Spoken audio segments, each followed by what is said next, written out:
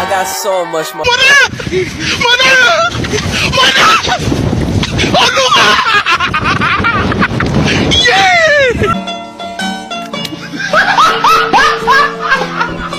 Are you ready, kids? Aye, aye, Captain! I can't hear you. Aye, aye, Captain! Oh! Assalamualaikum warahmatullahi wabarakatuh. Perkenalkan, saya Intania Rahmadani dari Prodi S1 Keperawatan A tingkat 3. Baiklah, di sini saya akan menjelaskan materi tentang biostatistik. Selamat menyaksikan. Yang pertama, definisi. Statistik secara semiotik diartikan sebagai data, arti luas diartikan sebagai alat untuk analisis dan alat untuk membuat keputusan. Statistik digunakan untuk membatasi cara-cara ilmiah untuk mengumpulkan, menyusun, meringkas, dan menyajikan data penyelidikan. Berikutnya ruang lingkup statistik. 1. Statistik deskriptif. Statistik deskriptif adalah statistik yang digunakan untuk menggambarkan atau menganalisis suatu statistik hasil penelitian tetapi tidak digunakan untuk membuat kesimpulan yang lebih luas. Yang kedua, statistik inferensial. Statistik inferensial adalah statistik yang digunakan untuk menganalisis data sampel dan hasilnya akan digenerasikan untuk populasi di mana sampel diambil. Terdapat dua jenis statistik inferensial, yaitu statistik parametrik dan non-parametrik. Statistik parametrik digunakan untuk menganalisis data yang berbentuk interval dan rasio, sedangkan statistik non-parametrik biasanya digunakan untuk menganalisis data yang berbentuk nominal dan ordinal. Berikutnya tipe variabel. 1. Variabel independen. Variabel independen sering disebut sebagai variabel bebas. 2. Variabel dependen. Variabel dependen sering disebut sebagai variabel terikat. 3. Variabel moderator. Variabel moderator merupakan variabel yang mempengaruhi, memperkuat, atau memperlemah hubungan antara variabel independen dengan dependen. Yang keempat, variabel intervening. Variabel intervening adalah variabel yang secara teoritis mempengaruhi hubungan antara variabel independen dan variabel dependen, tetapi tidak dapat diamati atau diukur. Yang kelima, variabel kontrol. Variabel kontrol merupakan variabel yang dikendalikan atau dibuat konstanta sehingga hubungan variabel dependen dan independen tidak dipengaruhi oleh faktor luar yang tidak diteliti.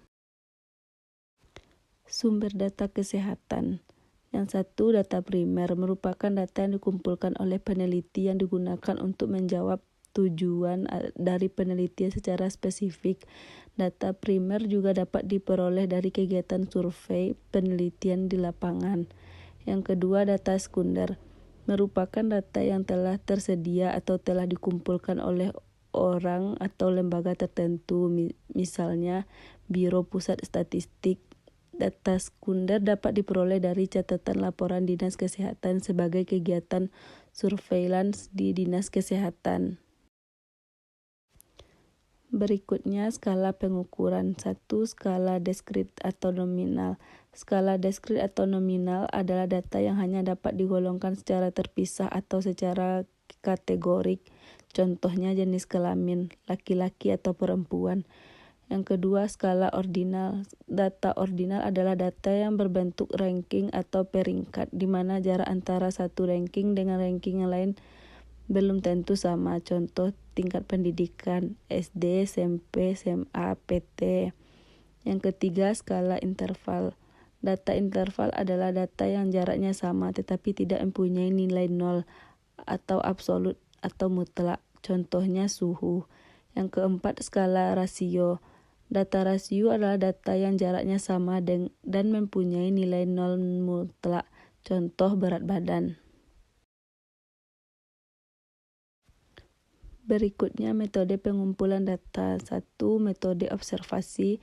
2. Metode dokumentasi. 3. Metode survei. 4.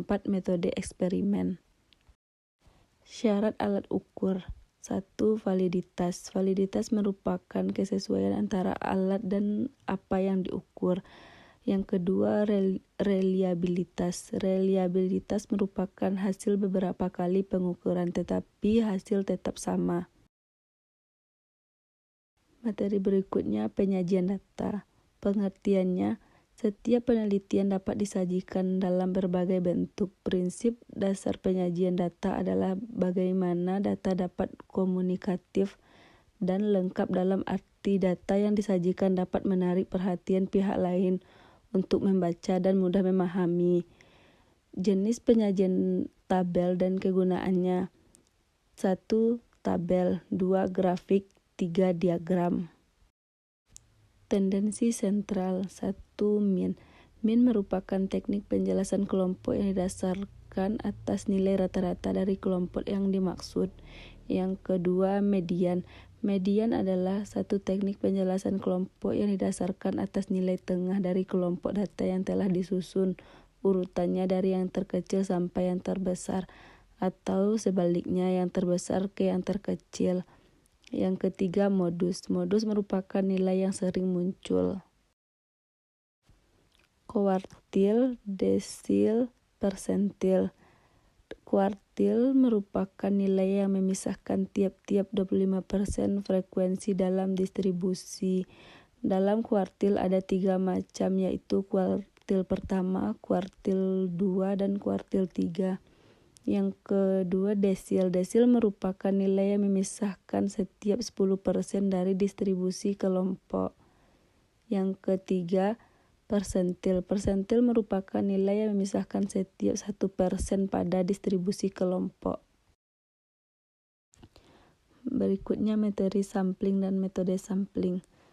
Yang pertama, simple random sampling. Pengambilan sampel acak sederhana menekankan sistem pengambilan sampel yang didasarkan pada angka atau bilangan yang muncul.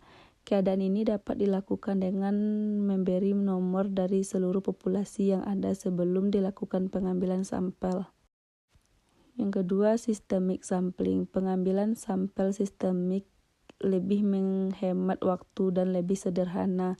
Pengambilan sampel ini lebih menekankan pada sistem interval dan hasil proses random. Stratifikasi sampling. Pengambilan sampel acak stratifikasi adalah suatu proses pemilihan terhadap populasi ke dalam beberapa strata yang saling pisah. Pengambilan sampel dengan stratifikasi lebih menekankan dan memperhatikan subklaster yang ada. Pembagian subklaster dapat didasarkan pada karakteristik atau tipe dari populasi. Berikutnya, klaster sampling. Pengambilan sampel klaster dapat didefinisikan sebagai setiap perencanaan pengambilan sampel yang menggunakan suatu rangka yang terdiri dari karakter unit pencacahan. Biasanya populasi dibagi menjadi beberapa klaster yang saling pisah dan tuntas. Berbeda dengan strata, klaster harus sehomogen mungkin.